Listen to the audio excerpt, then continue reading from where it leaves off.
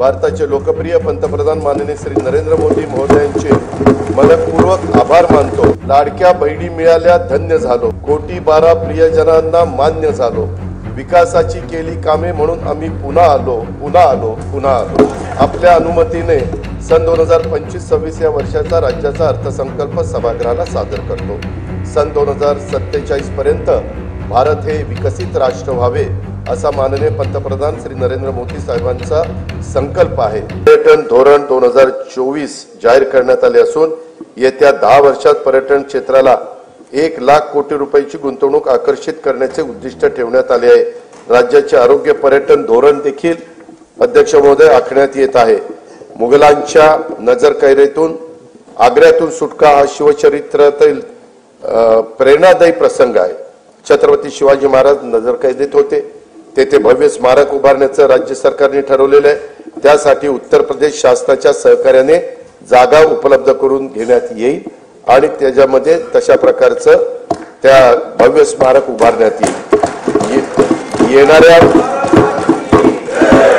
येणाऱ्या पिढ्यांना शिवरायांच्या स्फूर्तिदायी चरित्राची ओळख अद्ययावत तंत्रज्ञानाच्या आधारे करून देण्यासाठी पुणे शहरातील आंबेगाव येथे 4 टप्प्यात भव्य शिवसृष्टी प्रकल्प उभारण्यात येत आहे। त्यातील 2 टप्प्याचं काम पूर्ण झालेलं आहे। उर्वरित काम गती होण्यासाठी राज्य सरकारकडून आणखी 50 कोटी रुपयाचा निधी उपलब्ध करून देण्यात येणार आहे।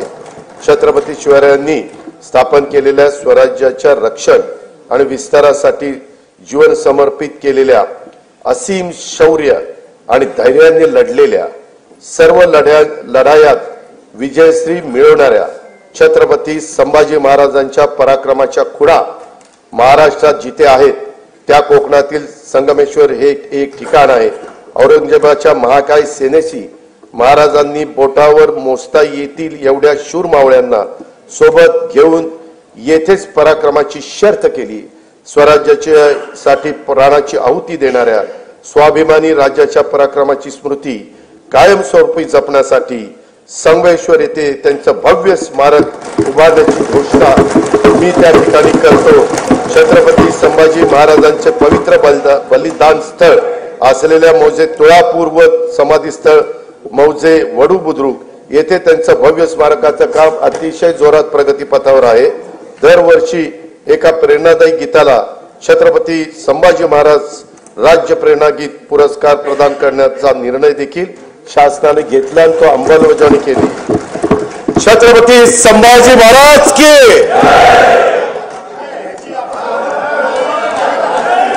स्वराज्यासाठी बलिदान देणाऱ्या लाखो मराठ्यांचं शौर्याचं प्रतीक म्हणून हरियाणातील पानिपत येथे यथायोग्य स्मारक ऐका जरा येथे हरियाणातील पानिपत येथे यथायोग्य स्मारक उभारण्याचा निर्णय आम्ही घेतलेला आहे। मराठ्यांच्या शौर्याचं प्रतीक आहे। हरियाणा शासन पण आमचेच मुख्यमंत्री आहेत, त्यांना आमचे हे मुख्यमंत्री बोलतील आणि स्मारकाची जागा घेतील आणि तेही स्मारक त्या ठिकाणी होईल। चैत्यभूमी दादर मुंबई येथे इंदू मिलच्या जागेवर भारतरत्न डॉक्टर बाबासाहेब आंबेडकर यांचं आंतरराष्ट्रीय दर्जाचं स्मारक उभारण्याचं काम सुरू असून त्यासाठी देखील पुरेसा निधी उपलब्ध करून ते लवकरात लवकर पूर्ण करण्याचं आमचं धोरण आहे। भारताचे दिवंगत पंतप्रधान भारतरत्न अटल बिहारी वाजपेयी यांच्या जन्मशताब्दी वर्षानिमित्त मुंबई येथे भव्य स्मारक उभारण्यात येणार आहे। स्वर्गीय बाळासाहेब ठाकरे राष्ट्रीय स्मारकाच्या पहिल्या टप्प्यातील काम पूर्ण झाले असून दुसऱ्या टप्प्यातील कामासाठी राज्य सरकारकडून 220 कोटी रुपयाचा निधी उपलब्ध करून देण्यात येणार आहे। आद्य शिक्षिका ज्ञानज्योती सावित्रीबाई फुले यांचे जन्मगाव असलेल्या नायगाव तालुका खंडाळा जिल्हा सातारा येथे त्यांच्या कार्यास साजेस स्मारक व महिला प्रशिक्षण केंद्र उभारण्यात येणार आहे। साहित्यरत्न आज त्यांची पुण्यतिथी, मी त्यांना अभिवादन करतो।